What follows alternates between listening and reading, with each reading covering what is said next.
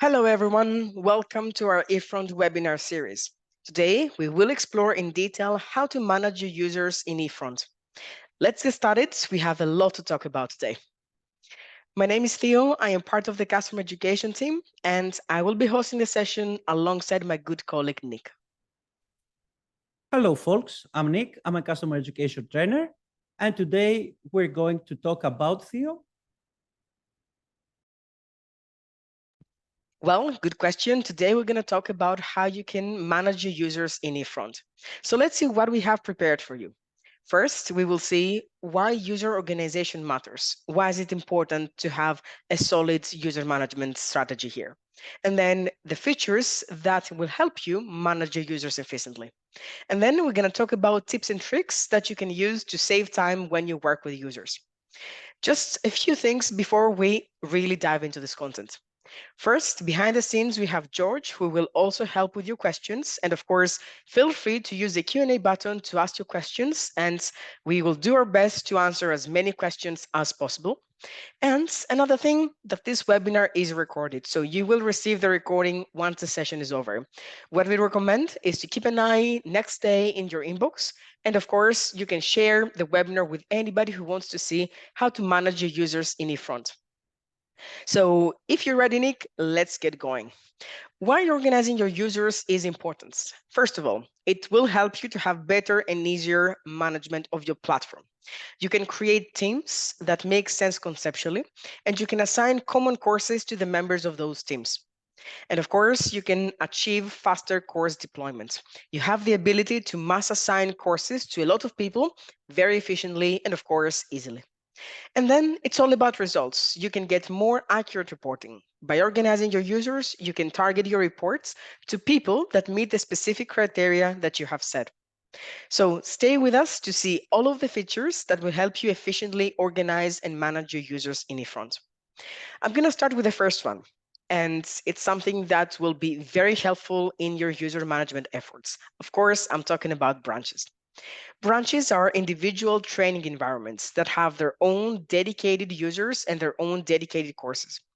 In fact, members of a branch will only have access to the content that is available in the respective branch.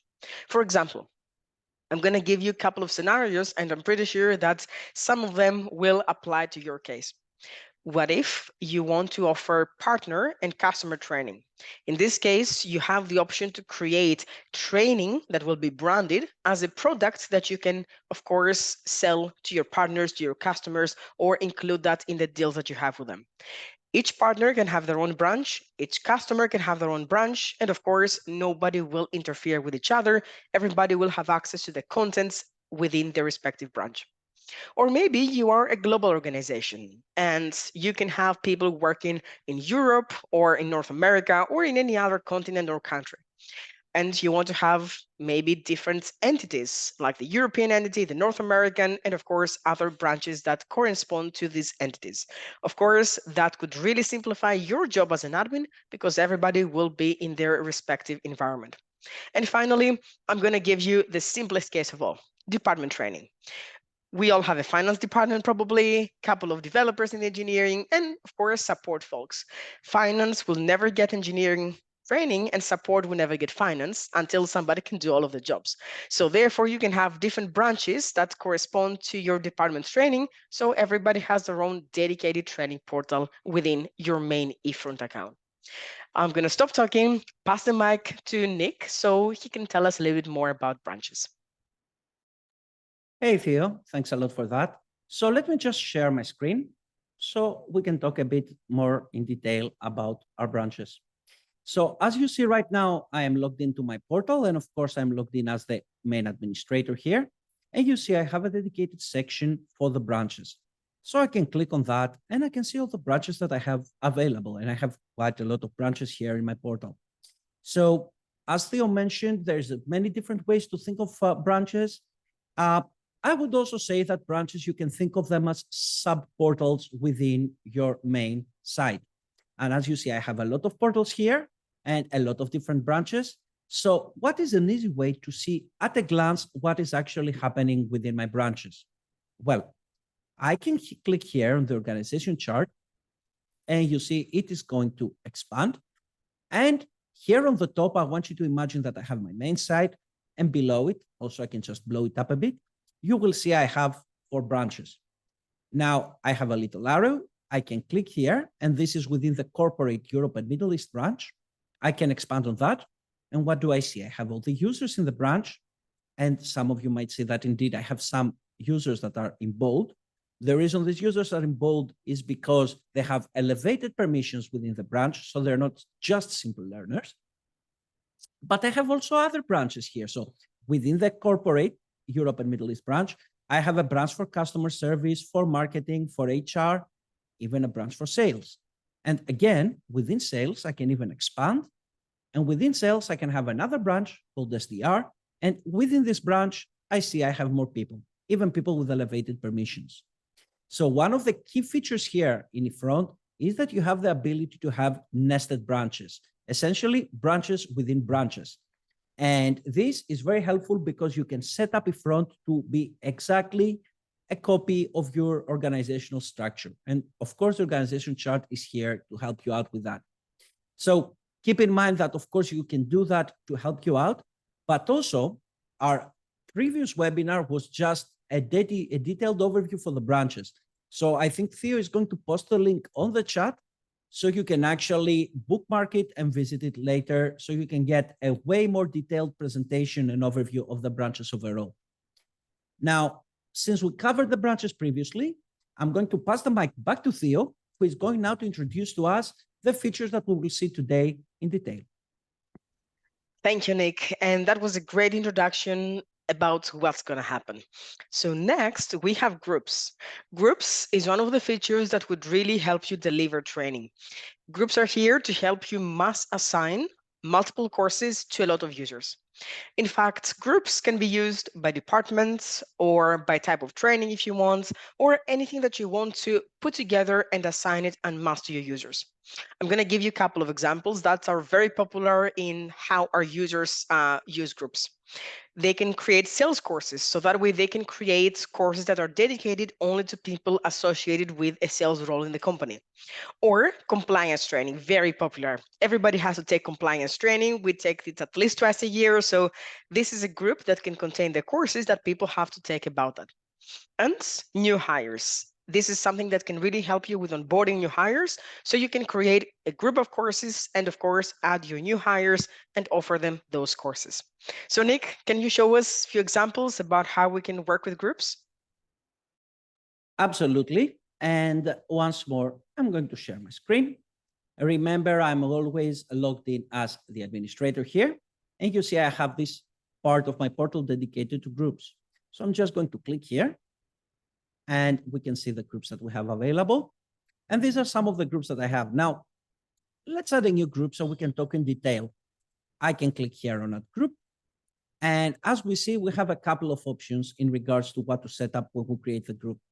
So the first thing, of course, you have a little asterisk here. This means that this field is mandatory. So it needs a name. I'm going to call this specific group customer support. So it's just going to be here for the people that work in customer support. If I want, I can give it a description. And you see, this is a rich text editor. You can even use code, or you can put numbered lists, or even you can use hyperlinks. So whatever you want. For the moment, I'm just going to say we're here to help our people, and I'm okay with that. Now, you notice we have advanced settings. I'm not going to talk about them right now. We'll come back to them at the end. So I'll just click on add, and that's it. I have added the group. And you see now I'm within the customer support group I just created. So I'm in the users section. This is because you make a group, then you want to actually add users to the group. And you see I have here a list of all of my users in the portal. And of course, if I want, I can move backwards and forwards, find more users, or I can search with somebody by their name. But let's say we want just to associate some people with this group.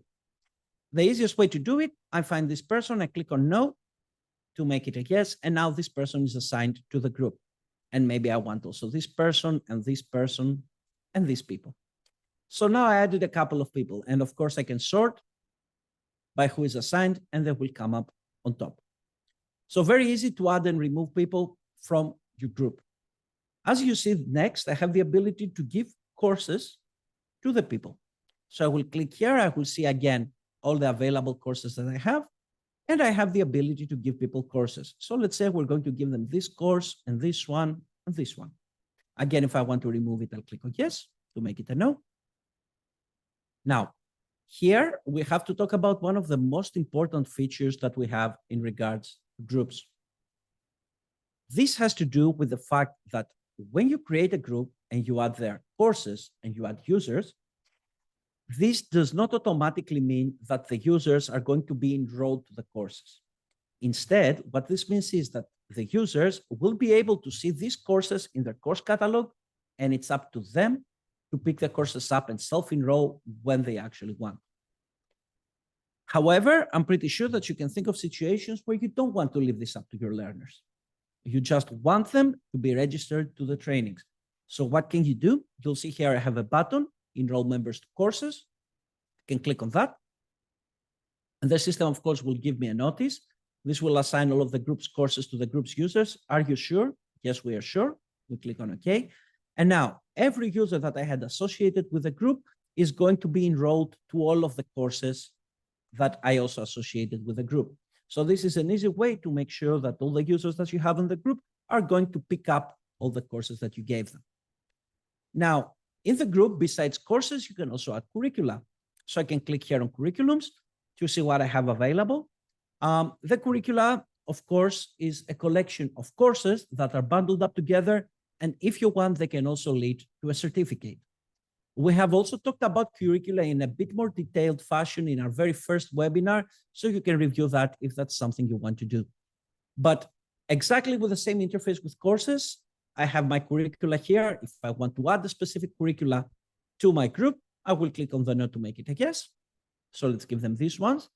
And as you see, I have, again, the same situation like I had with the courses. The users are not going to be auto-enrolled in the curricula. Instead, I have to click here, enroll members to curriculums, and now they're going to pick them up. So now that I set up my group, I know how to add users, how to add curricula, how to add courses.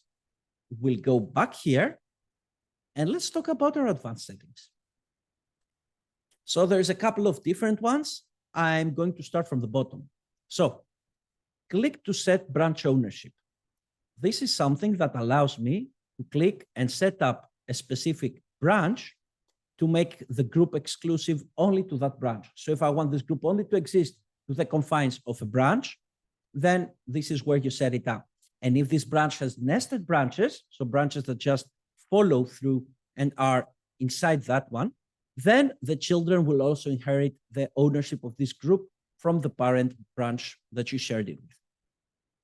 In addition to that, you have the ability to set this as the default system group. Setting your group as the default system group means when you add new users to the platform, then they automatically become a member of this default group. And in addition to that, they're also enrolled to all of the courses that exist in this specific group.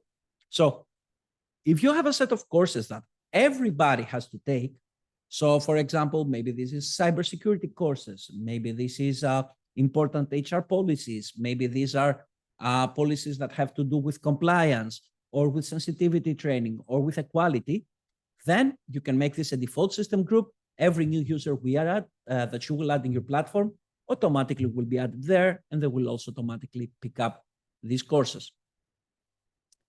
Now, the last thing here is the group key. The system allows you to create a group key for this group. So I can just put a key here. I need to type it. I will call it test key. And let me copy that as well. And this is unique.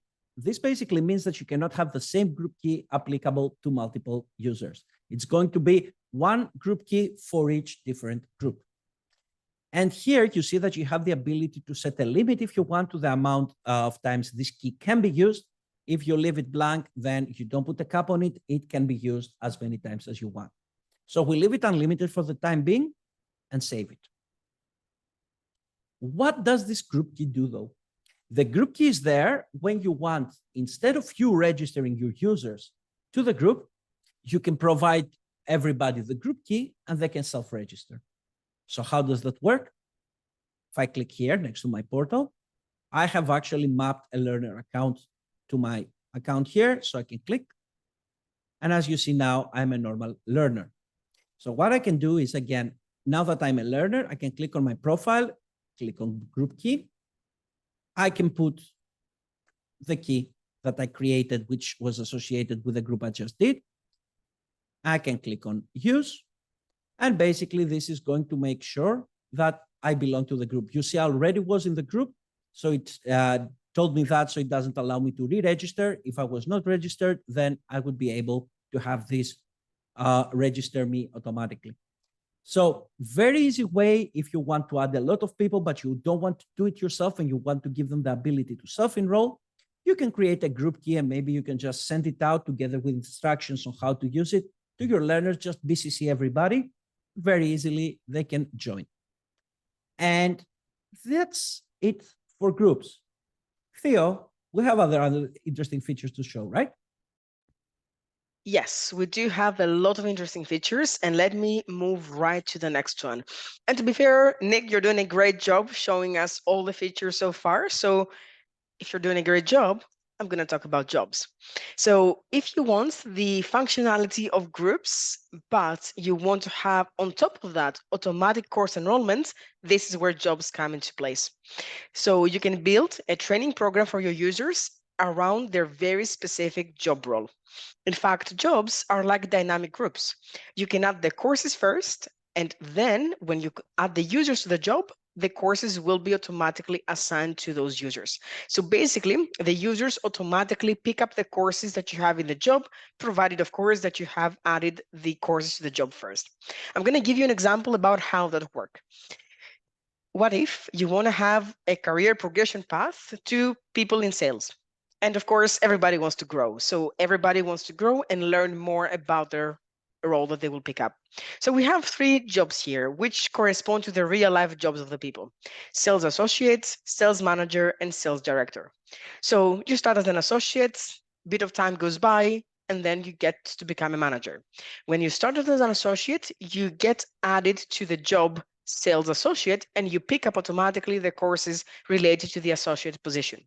And then you progress. So when you're about to get to the sales manager position, somebody will add you to the sales manager job in eFront, and then you pick up the related courses. And a couple of years down the line, you become a sales director. So with the promotion, you get more training, and then somebody will add you to the sales director job, and then you will pick up automatically the sales director courses. So as you grow, your training will help you in getting more about the positions that you have by actually getting training designed for your specific positions, and of course, getting that done automatically. So I know that Nick can show us how jobs are done, but with a different role. So what is that? Indeed, that is true. And once more, we're back into the portal. So let's talk about creating jobs. You see the icon here, the dedicated place for jobs. I can click on that. And as you can see, I have a lot of jobs already in my platform. I want to make a new one though. So we will go here, click on job, and it wants a name. I'm going to call this customer success specialists. It's for our specialists that help with the success of our clients. Now, this is interesting, the ability to set up positions.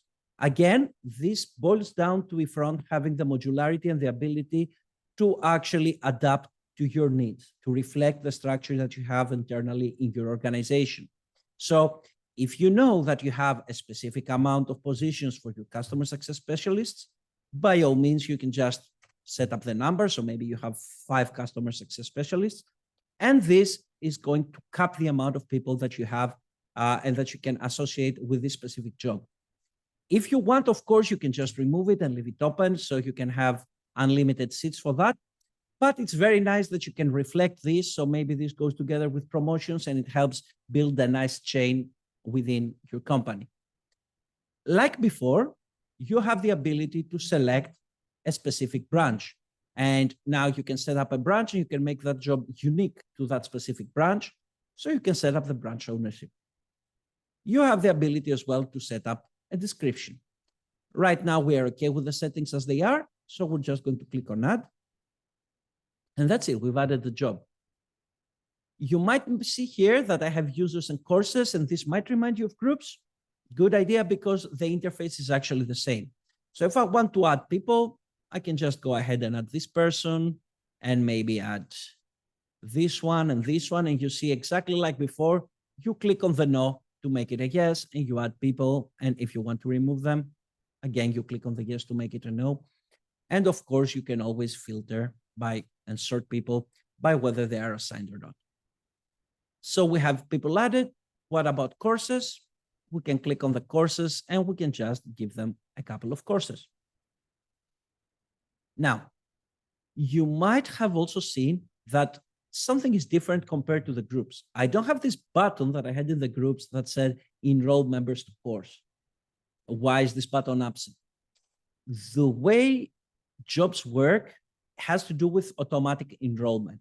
So essentially, if I create a job and I set up these 3 courses like I did now, and then I go and I add a user to this job, then that person is going to pick up all of the courses that are a part of the job. So basically, you get the job, you get the courses that are associated with it. So this is why you don't see the button to enroll them right now. It is because all the users are going to pick up the courses once they are added to the job. Also, you might notice that you don't have the ability to add curricula here. This is true. Generally speaking, in jobs, you cannot add curricula. So this is where you have to make a judgment call. If adding curricula and being able to just mass assign them to a group of users is something that is important for you, then you would probably be better off by using a group. If, on the other hand, automatic enrollment of the users in the courses is what you're after, then instead you can create a job. So I hope this makes sense in regards to the jobs. However, we have more to show you today. So we'll get back to Theo and let's see what is the next feature that we're going to discuss. Exactly. So let's see what we have now. And this is a feature that would really encourage you to use. And of course, I'm going to talk about skills. So what are skills? Skills are ways that you can best know how your training gets reflected on the actual skills that people get. In fact, you can assign courses and you can assign curriculums as well based on your trainees' specific skills. So this is where the results of your training will show by adding skills to what the people learn. In fact, skills are there to allow you to organize your users based exactly on what they do best. They work in 2 ways. First, users can get skills when they complete a course. And secondly, when you have specific skills as a user, you can then unlock courses that are based on the skills that you already have acquired. So essentially, skills can be considered an alternative learning path for your courses and of course for the way that you provide the training. So a course can lead to certification, but at the same time can lead to a skill. What that means? It means that you can easily give courses to people based on the skills that you want them to develop and on the skills that you want them to gain through your training. And to further can help out, of course, we have a way for you to organize the skills. And that is by creating skill categories. So that way you can keep your things very nice, very tidy, and easy to locate in your portal. For example, everybody needs to take teamwork and skills, right? Soft skills, all of those power transferable skills that we need no matter which team we belong. So for example, if we have 2 categories, one category being collaborating skills, so that could entail project management, team working, and lots of other different related skills. And another category could be communication. And we all need a little bit training of that sometimes. So that can have empathy and respect, addressing feedback, customer experience, and of course, more related to that. So already I gave you examples for 2 different skill categories with the respective skills that they can have. But how do you test how skilled your learners eventually are? Well, the solution is skill gap tests. In fact, skill gap tests are designed to test the knowledge of your learners on one or more than one skills through, of course, a test that is related to the course that they have. If people pass the test, they get awarded a skill. If they don't pass the test and they fail, well, there are options that will allow you to assign to the users a course or provide them with a selection of courses to pick from so that way, when they complete them, they will acquire the missing skill that they don't already have. I'm going to give you an example. Internal mobility is definitely something that many companies encourage. And of course, you might have the odd case where somebody gets an internal transfer to another department. Sometimes they need to take similar training to what they already have taken, and of course, additional training based on the department that they will be transferred to. So, with the skills, if you have, for example, a skill which is called procedures and standard of conduct, and that is related to a couple of courses, then when you get a skill gap test, you can really identify whether people have acquired the skill or not already with their previous training, so they don't need to take related training again and again, lose time by repeating things that they already know. But if they don't do well in that skill, of course, then you have the option to give them the right courses. So skill gap tests really help you test skills that will save time from you and from the users on repeating training that already gave you some skills that, of course, can be applied to different departments. I know that this is a lot of theory and I love to watch things get done. So, Nick, if you can show us, that will help. Oh, I will be so happy to show you. So let me just go here and share my screen once more. And as you see, Theo mentioned the skill gap tests, but we need to start with the skills. So let's go to the skills here, and you can see the skills that I already have. And I have a lot of skills actually in my portal, but also we have the categories. So I think that a good idea is to start by making a new category. So we will click here to add a new skill category, and we need to give it a name. I'll call it customer happiness. I can give it a description if I want. And if I really want, like before, I have the ability to just set it up to be available in a specific branch exclusively. I click add, that's it. So easy. Now my skill category is ready to go. A thing to keep in mind here is that even though I created the skill category, here is not where I'm going to go into the category and add skills to it. Instead, I should go to the skills, and from here, I can edit a skill and associate it with this category, or alternatively, I can make a new one and add it to this category. And this is what we will do. So I will click on add skill to add a completely new skill. And of course, it wants a name. So let's call it addressing feedback. And now we get to pick which category we want this to be under. And you see all of my categories are here. I want it to be under customer happiness. There we go. You have as well the ability to set up a description. Again, the rich text editor is here. So if you want to make this description a more interesting format, to add lists or to add hyperlinks or even to add code, by all means, you can do it. And again, we get to see one more time, click to set branch ownership. So if we want this specific skill to be exclusive to one branch, by all means, you can do that. I'll just click on add. And indeed, this skill is now added. So now that we added the skill, we have the ability, if we want, to already associate users with it. So maybe, for example, I have Adams here. Adams already has the skill. I know it, so I will click on the node to make it a yes. And now this person has the skill. And maybe this person has the skill, and this one, and this one. So these people already have the skill. If you want, you can manually assign it to them so that the system knows they have the skill. Though, probably the most crucial thing you want to do with skills is that you have the ability to tie them courses. So how does that work? I click on the courses section and you see, of course, here's all the available courses that I have. Now, what if I want my skill to be tied to courses? So I can pick a specific course. So maybe I want general customer service. And you see, I have two options. I can make this offered or I can make it required. What's the difference?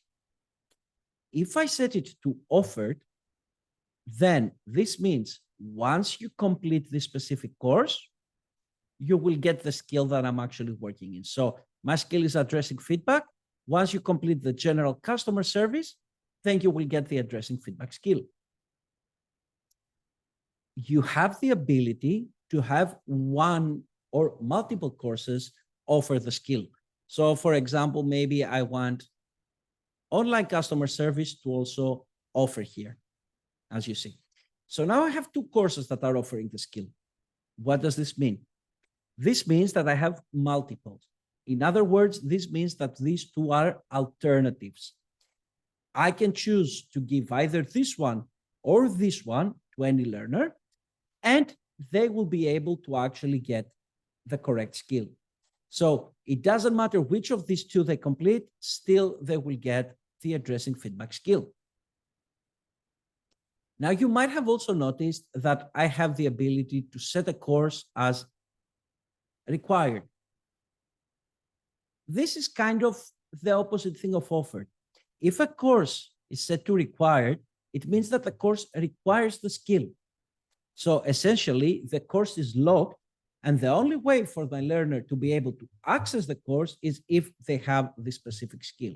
So essentially, I can gate different courses behind specific skills where you need to have the skill to get access to the course. If you want, again, you can have more than one courses that require the specific skill in the same way that you can have more than one courses that offer it.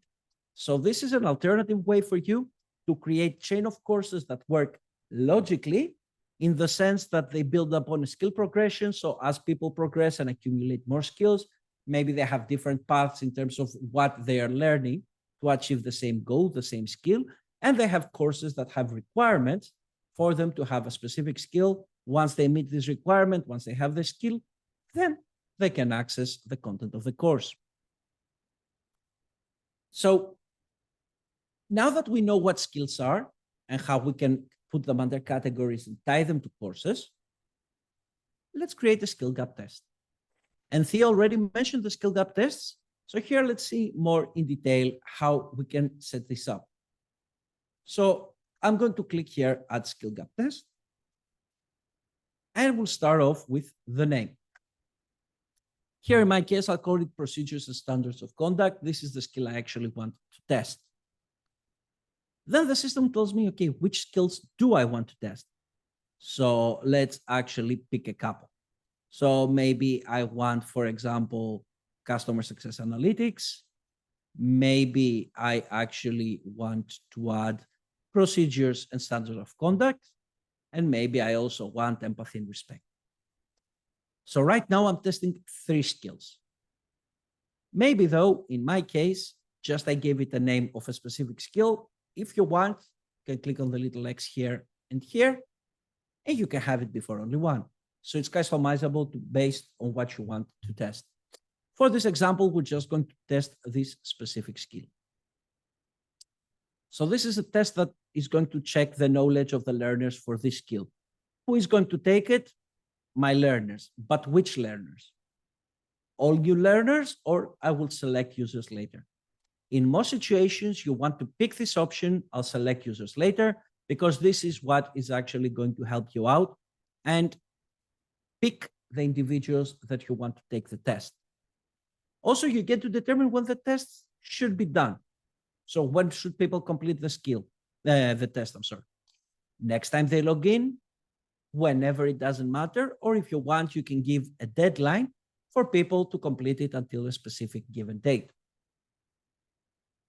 Now, here you have a very, very powerful combo, which works extremely well for new hires.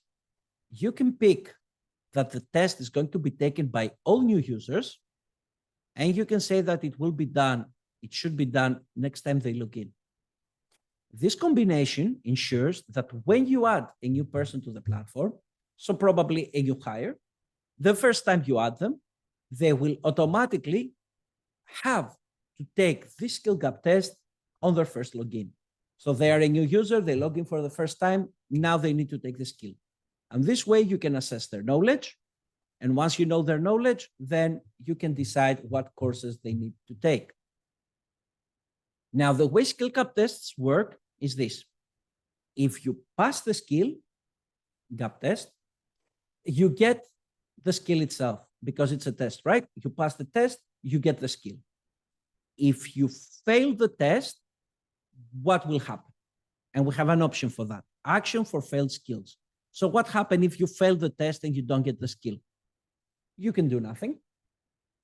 Or you can suggest the courses to the user that would give him the skill, or automatically assign the course to the user. What's the difference between these two? If you pick automatically assign course to the user, then this means that once they fail the test, the system will automatically give him the course that leads to the test. For this to work, you must have the you must have the skill be given by only one course. You remember before when we set up the skill and we tied it to courses, we said that the skill can be offered by multiple courses or just one. If you have multiple courses, they are alternatives. So this would not work in this case because they have equal weight between them. If it's only one though, if my learner fails the test, the system will give them the only course and the completion of the course will lead to the skill. If on the other hand, I have multiple courses that might lead to the skill, the system is going to suggest these multiple courses to the user, and then they can pick whichever one of these they want in order to basically get the skill and cover the gap. So let's say I'm ready with these settings the way they are now. I'll click Save and select questions. After all, this is a test, and it should contain questions. So I see here all the questions that I have within the test. And if you wonder where these questions are coming from, these questions come from the courses that are associated with this specific skill. So as we said, the skill is offered by one or multiple courses. Whatever questions I have that are tied to these courses means that I can use them, in fairness, to just be able to add them to the skill gap test. So if I want, I could, for example, add this question and this one and this one, and I'm good to go. What if for any reason I want to add questions that exist in my system but are not a part of these specific courses? I can click Show All Questions. And here I see all the questions, and maybe I can pick one.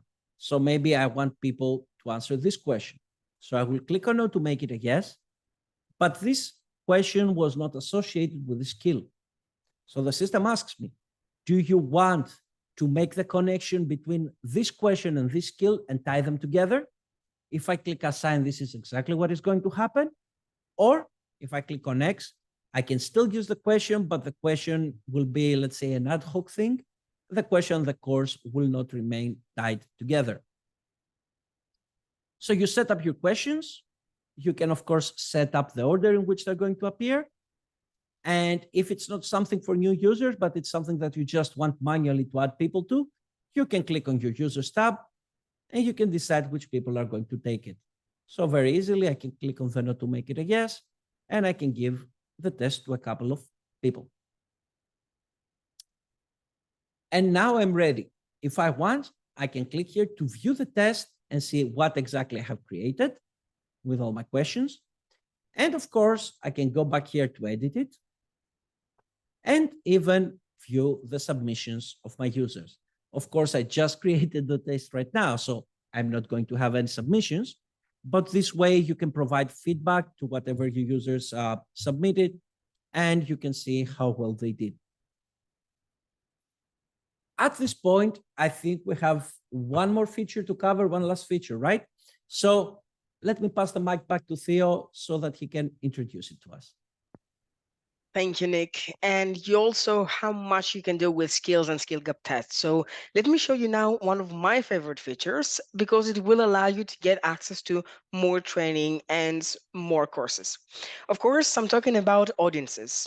Audiences is the great feature that you can use if you want to divide your users into logical groups based on specific conditions and have these groups be associated with courses, even with live training sessions if you want. And of course, those courses and those live training sessions will be available to the respective audience. So basically, the audiences are a group of people, if you want, that can be based on branches, on jobs, on user types. So there is an assemble of people based on specific conditions, and those conditions can be branches, groups, user types, and more. And I'm going to tell you why it's my favorite feature, because you can have access to content or to live events even from different departments. And sometimes organizations like big companies, tech companies, any other industry normally would love to be able to create events or provide content to people across departments or across different conditions without having to dedicate the courses entirely to them. So for example, if you have a live session, let's say, which could have an expert, and the topic could be upselling or cross-selling through social media. And social media and sales not always go together. Sometimes they do. And in this case, you can create an audience which will be everybody who has a jobs in marketing and everybody who has jobs in sales. So that way, this audience, marketing and sales oriented people, will have access to the live event upselling through social media. So this is how you can bring together people from different departments, even different branches, different user types. You can have, let's say, feedback providing, training, and you can have directors, and then you can have new hires as well join. So audiences will really help you to bring your people together and of course share with them courses and live events that could be of interest. I love this feature because you can see how you can encourage cross collaboration, but again, I want to see how you can actually implement it. So if you can show us, Nick, that final feature would be awesome. Absolutely. And for this final feature, you can see that once more in my portal here, and here we have audiences. So let's create an audience. I'll click here, and of course, I want to add a new audience. Now, the first thing I want to do is to give it a name. So I'm going to call it customer happiness. Again, if I want, I can give it a short description and send it to be under or exclusive, if you want, to a specific branch. Of course, I can also have it be active. So now that we actually created the audience itself, the first thing we want to do is to set up our rules. Basically, we set up the criteria that we have for the people, and when they meet this criteria, then they will be added to the audience. So let's just say here that we want to pick, as you see, we have the branches, people that are in Europe and Middle East corporate, and actually we want this to be only for the people that are in corporate Europe and Middle East, but we want to include all of our sub branches. So I can just go here, pick all of these different branches. And now the way this works is every option that I have added and they are within the same box, they are OR arguments. In other words, they are alternatives, which basically means that I can get people that are in any of these branches. If, however, though, I go here to the user type and say that I only want learners, then every new line that is added is an AND statement. Essentially, this means that I will pick everybody who is absolutely a learner, and then they can be a learner who is in any of these branches. So keep it in mind when you create the criteria. You have to be mindful of the rules that you're going to set up, because the rules is what is going to guide you in actually picking the people in the audience that you actually want to be addressing. I can use a language as well if I want, or a job position, or if you have been using extended fields in your portal, by all means, you can add these as well. I want to be a part of this specific audience though. And actually, because I'm the super admin, I'm not a part of anybody here. I don't belong in any of these branches. I'm on the main portal itself, and I do my admin work from there. So how can I add myself? I'll click on the users option. I will start typing my email or my name, and here I am, and I can add myself. Now, the way this works is you can add any user down here in the bottom that does not meet the criteria. So anybody who you want there to be present in the audience but does not meet the rules you set up, you can add them manually. So now I have my rules in place. Let's click on update, and we will see all the users that the system found. And indeed, all my users you see come from corporate Europe and Middle East, and whichever sub-branches I chose. The only exception is me. Why? Because I added myself to be outside of the list of the rules so that I can be added to the audience. So we set up our audience, we set up our rules, it gives us users. Now, what is there left? Add courses, of course. So here's all the courses that I have available, and I can choose and pick to give people this and this and this and this course. And as you see, I have the ability to enroll members to courses. Now, if you remember, this is one of the very first things we saw today. And this was existing in groups where you clicked on that, and then all the members of the group would be enrolled to the course. Here, if I click on this, every user that is a member of the audience is going to be enrolled to the courses that I have provided to this audience. Now, just a thing to keep in mind here. The fact that I'm giving courses to the people that belong in the audience means that these courses are exclusively available to the members of the audience. So an audience is another way for you. If you want to have content that is only available for some specific users based on whichever filters you have created, then this is how you can do it. You can set up an audience, and the people that will be a part of the audience will get access to the courses that you want to give them. The other people will not see them in their course catalog. So exclusivity is something that you can achieve here. Last, but certainly not least, is the ability to add training sessions. So I can click here and I can see I have 3 training sessions available. Whichever one of these 3 I want, let's say it's these 2, I can add them. And now the people in the audience are going to also be assigned to these specific training sessions. Feel free to assign them as you want to. Just remember, the audience is a very powerful tool where you can pick a custom set of users that meet your criteria, give them specific courses, and tie this to a training session.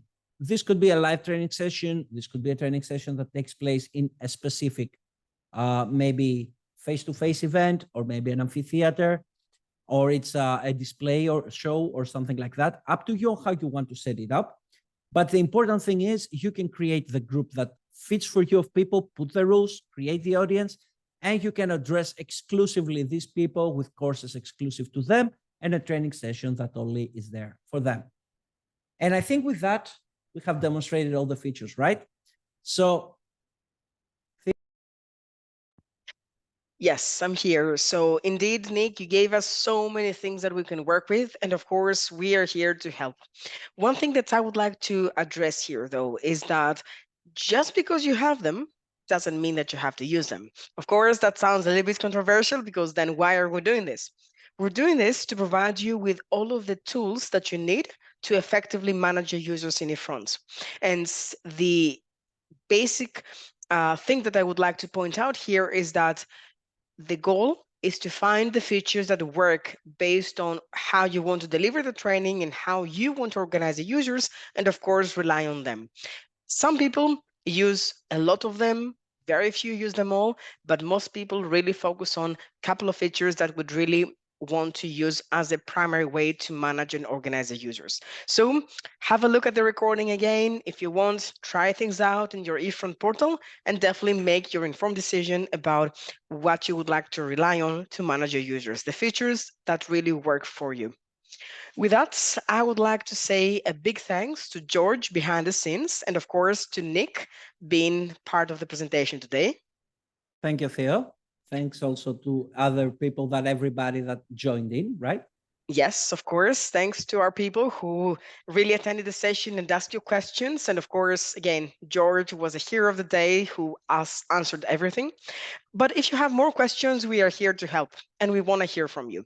So please send us an email, that is trainingteam@efrontlearning.com, and we will be very happy to hear from you and again address any questions. We only have one question for you though, so we can ask something. If you have less than a minute, just a few seconds, please fill out the survey that you see on the chat right now. So it is important for us to know your feedback about those sessions. And of course, it's very important for us to know your suggestions about sessions that you would like to attend from eFront. So again, please let us know by email anything that you want to get answers for. Please provide the survey that's the feedback on the survey that you have right now in the chat. And again, we really want to see you in our upcoming sessions. Till then, of course, we're here to help and we're here to wish you happy training.